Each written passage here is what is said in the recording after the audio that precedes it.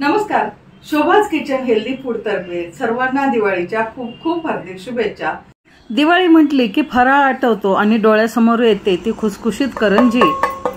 आवाजावरून लक्षात येत असेल ती किती खुसखुशीत झालेली आहे आणि फोडल्यानंतर पहा भरपूर सारण भरलेली आहे आणि करंजीच्या पारीला किती लेयर्स आलेले आहेत. बनवायला अतिशय सोपी आहे. शेवटची करंजी संपेपर्यंत नरम पडत नाही, एकदम खुसखुशीत राहते. रेसिपी बनवताना अनेक टिप्स आणि ट्रिक्स दिलेल्या आहेत, त्यामुळे व्हिडिओ शेवटपर्यंत पहा म्हणजे तुम्ही बनवलेला पदार्थ बिलकुल चुकणार नाही. तर चला पाहूया करंजी कशी बनवायची ते. सुख समृद्धी वैभवाचं प्रतीक असलेली करंजी लक्ष्मीपूजनाच्या नैवेद्यासाठी हमखास केली जाते. गरीब असो की श्रीमंत, लेक जावयाचं कौतुक करायचं असेल किंवा घरात काही शुभ प्रसंग असेल त्यावेळी करंजीचा मान काय वेगळाच असतो. आज आपण खुसखुशीत असणारी आणि संपेपर्यंत मऊ न पडणारी करंजी बनवत आहोत. करंजी कमी तेलकट व्हावी आणि अधिक खुसखुशीत व्हावी, संपेपर्यंत मऊ पडू नये म्हणून आपण त्यामध्ये सिक्रेट पदार्थ टाकलेला आहे आणि अर्धा किलोच्या प्रमाणामध्ये आपण करंजी बनवत आहोत. करंजी जर मऊ पडली तर काय करायचे हे सुद्धा व्हिडिओच्या शेवटी मी सांगितलेलं आहे. अचूक प्रमाणात करंजीचं सारण आणि पारीसाठी पीठ कसं मळायचं ह्या सर्व गोष्टी सांगितलेल्या आहेत, त्यामुळे व्हिडिओ शेवटपर्यंत पहा. सुरुवातीला पारीसाठी पीठ मळून घेऊ. त्यासाठी मी 1.5 कप मैदा घेतलेला आहे. हा मैदा 250 ग्रॅम भरतो आणि चाळून घेतलेला आहे. हा कप आणि ही वाटी एकसारखी आहे, त्यामुळे तुम्ही घरातील कोणताही एखादा कप किंवा एखादी वाटी घेऊ शकता आणि त्याच वाटीने सर्व साहित्य मोजून घ्यायचं आहे. करंजीचं आवरण कुरकुरीत होण्यासाठी आणि कमी तेलकट होण्यासाठी पुढील सिक्रेट पदार्थ आहे 1.5 कप बारीक रवा. वजनी म्हणाल तर 250 ग्रॅम आहे. त्यानंतर चिमूटभर मीठ टाकायचं आहे, त्यामुळे करंजीचं आवरण अधिक चविष्ट लागतं. दुसरा सिक्रेट पदार्थ साजूक तूप आहे. 3 वाटे आपलं मिश्रण झालेलं आहे, त्यासाठी 3 टेबलस्पून म्हणजे ह्या पोहे खायचा चमचा आहे, याने 3 मोठे चमचे साजूक तूप टाकायचं आहे. आता हे साजूक तूप फोडणी पात्रामध्ये घेऊन कडकडीत गरम करून घ्यायचं आहे. साजूक तुपाचं मोहन टाकल्यामुळे करंजी चविष्ट तर लागतेच, पण ती अधिक खुसखुशीत होते. ही महत्वाची टीप आहे. कडकडीत गरम झाले की नाही हे पाहण्यासाठी चिमूटभर मैदा टाकायचा, चेक करून पाहायचा आणि मग असं कडकडीत तेलाचं मोहन मैदा आणि रवामध्ये मिसळायचं. सुरुवातीला चमच्याने मिसळायचं आणि त्यानंतर हाताने छानपैकी चोळून घ्यायचं. तुपाचं मोहन रवा आणि मैद्याच्या प्रत्येक कणाला लागलं पाहिजे. मूठ वळेल अशा प्रकारे आपण मिश्रण हे मिसळून घेतलेलं आहे, त्यामुळे करंजीचं आवरण हे अधिक खुसखुशीत होतं. कपामध्ये साधं पाणी घेतलेलं आहे आणि जसं लागेल असं थोडं थोडं पाणी टाकून आपण ज्याप्रमाणे चपातीचं पीठ मळतो त्याप्रमाणे पीठ मळून घ्यायचं आहे. व्हिडिओमध्ये दाखवल्याप्रमाणे म्हणजे अशा प्रकारे बोट गेलं पाहिजे. आवरणाच्या पारीमध्ये आपण रवा टाकलेला आहे, त्यामुळे रवा फुगतो आणि थोडंसं नंतर कडक होतं. अर्ध्या तासासाठी झाकण लावून ठेवून द्यायचं आणि तोपर्यंत करंजीचं सारण बनवून घ्यायचं. 2 वाट्या सुक्या खोबऱ्याचा किस, त्यानंतर 1 वाटी बारीक रवा म्हणजे ज्या वाटीने आपण सुकं खोबरं घेतलेलं आहे त्याच वाटीने 1 वाटी बारीक रवा घेतलाय, 0 नंबरचा रवा.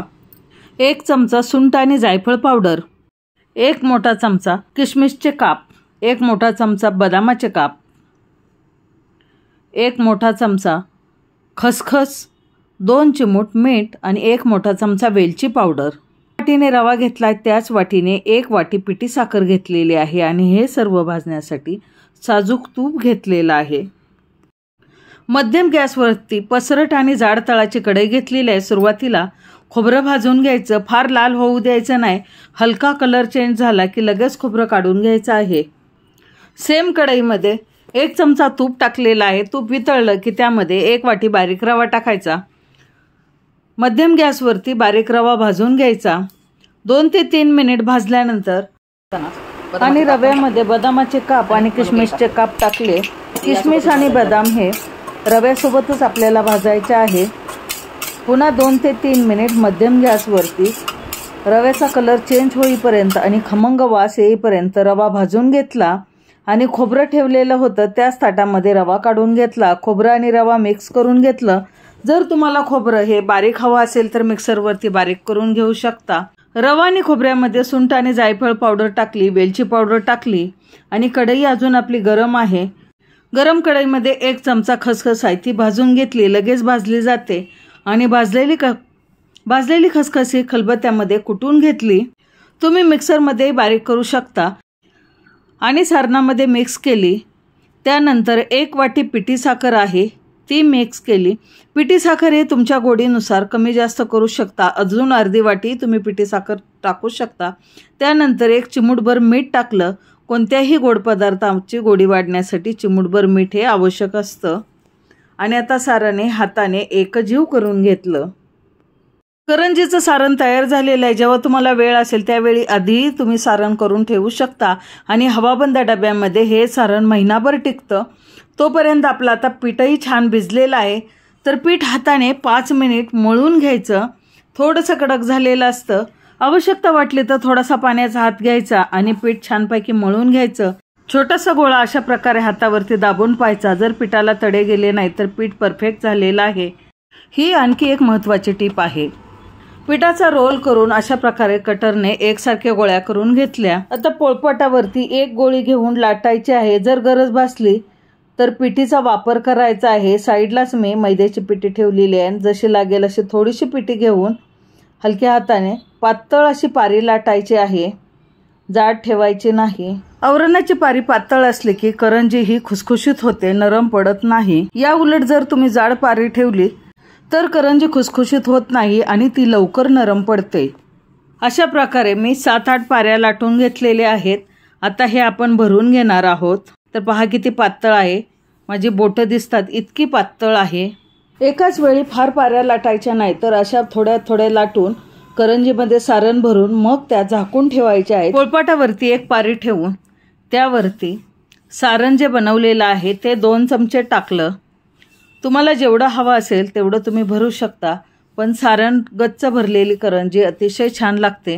करंजीच्या कडा व्यवस्थित चिकटण्यासाठी आपण काय करायचं, पाण्याचा हात लावायचा आहे. तुम्ही दुधाचा हात सुद्धा लावू शकता. पण पाण्याचा हात लावलेली करंजी 2 महिने टिकते. आणि अशी करंजी जर चिकटवली ना तर तेलामध्ये बिलकुल सुटत नाही. त्यानंतर करंजी दुमडून घ्यायची आहे आणि बोटाने दोन्ही कडाही व्यवस्थितपणे दाबून घ्यायच्या आहेत. पहा अशा प्रकारे विदाऊट साचे आपण करंजी भरलेली आहे. आता तुम्ही अशीही तळू शकता किंवा याला जे काटे चमचे असतात त्यांनी डिझाईन करू शकता. आता ही करंजी मी फिरकीच्या साह्याने कट करणार आहे व्हिडिओमध्ये दाखवल्याप्रमाणे. आणि पहा किती पटकन आपली करंजी तयार झालेली आहे. तुमच्याकडे करंजीचा साचा असेल तर करंजीच्या साच्यामध्ये छान करंज्या होतात, अगदी भराभर होतात. व्हिडिओमध्ये दाखवल्याप्रमाणे सुरुवातीला पारी ठेवायची आणि त्यानंतर सारण भरून घ्यायचं आणि कडा आहे कडाला पाणी लावायचं आणि मग दुसरी जी पारीची बाजू आहे ती बंद करून घ्यायची आणि दोन्ही कडा छानपैकी हाताने बंद करून अशा प्रकारे करंजी तयार करायची. पाहू शकत असाल किती सुंदर झालेली आहे. खूप सहजतेने होतात आणि भराभर होतात. तर अशा प्रकारे मी सर्व करंज्या करून घेतलेल्या आहेत. करंजी भरून झाली की कापडाने झाकून ठेवायची म्हणजे करंजी सुकत नाही आणि तळताना फुटत नाही. नाहीतर काय होतं की करंज्या जर फॅन खाली तशाच तुम्ही ठेवल्या तर करंज्या सुकतात आणि तळताना त्या तेलामध्ये फुटतात आणि सर्व तेल वाया जातं. त्याची टीप आहे. मध्यम गॅसवरती जाड तळाची आणि पसरट कढई ठेवलेली आहे आणि तेल छानपैकी गरम झालेलं आहे. तेल गरम झाले की नाही हे चेक करून पाहायचं. पिठाचा छोटासा गोळा टाकायचा आणि तो थोड्या वेळाने वरती आला की समजायचं की आपलं तेल हे व्यवस्थित गरम झालेलं आहे. म्हणजे फार कडकडीत नाही तर मध्यम गरम तेल हवं आहे. फार कडकडीत तेलात करंज्या जर तळल्या तर वरून लाल होतात आणि आतमध्ये कच्च्या राहतात आणि या करंज्या हमखास नरम पडतात. म्हणून करंजी तळताना पेशन्स ठेवायचे आहेत. तेलामध्ये बसतील एवढ्याच करंज्या सोडायच्या आहे. फार करंज्या एका वेळी टाकायच्या नाही तर 4 ते 5च करंज्या टाकायच्या. म्हणजे तुमच्या कढईचा आकारमान किती आहे आणि तेल किती प्रमाणात टाकलेलं आहे यावरती करंज्याचं प्रमाण ठरतं. करंजी तेलात टाकल्यानंतर तेलाचं टेम्परेचर हे थोडंसं कमी होतं. म्हणून काही सेकंदासाठी गॅसची फ्लेम ही हाय करायची आणि त्यानंतर मीडियम टू लोवरती संपूर्ण करंजी आपल्याला तळून घ्यायची आहे. बदामी कलरच्या होईपर्यंत तळायच्या आहेत. करंजी तळताना झाऱ्याने तेल शिंपडायचं आहे. मीडियम टू लो आचेवरती आपल्याला करंजी तळायची आहे.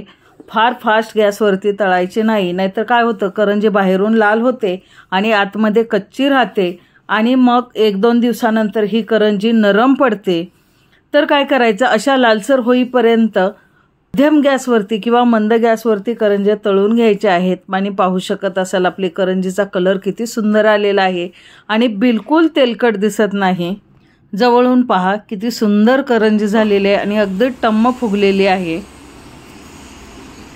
कुठेही आपली करंजी तेलकट झालेली नाही आणि आवाज ऐका. सगळ्याच करंज्या आत्ताच मी काढलेल्या आहेत आणि ह्या पण करंज्या बघा.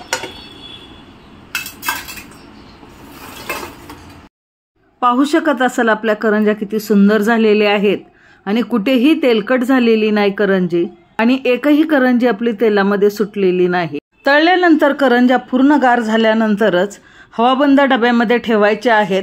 तळल्यानंतर टिश्यू पेपर टाकायचा आणि सर्व करंज्यातील जे काही तेल असेल ते सर्व नितळू द्यायचं आणि त्यानंतर हवाबंद डब्यामध्ये ठेवायच्या. या करंज्या हवाबंद डब्यात महिनाभर टिकतात. अगदी शेवटची करंजी संपेपर्यंत बिलकुल नरम पडत नाहीत. तर दिवाळीसाठी या प्रमाणामध्ये आणि या पद्धतीने एकदा करंजी करून पहा. रेसिपी जर खरंच युजफुल वाटली असेल तर जास्तीत जास्त लोकांना शेअर करा, लाईक करा, म्हणजे त्यांनाही करंजी बनवण्यासाठी उपयोगात येईल. आणि हो, चॅनलवरती नवीन असाल तर सबस्क्राईब जरूर करा. पुन्हा भेटू नवीन व्हिडिओमध्ये. तोपर्यंत बाय बाय, टेक केअर.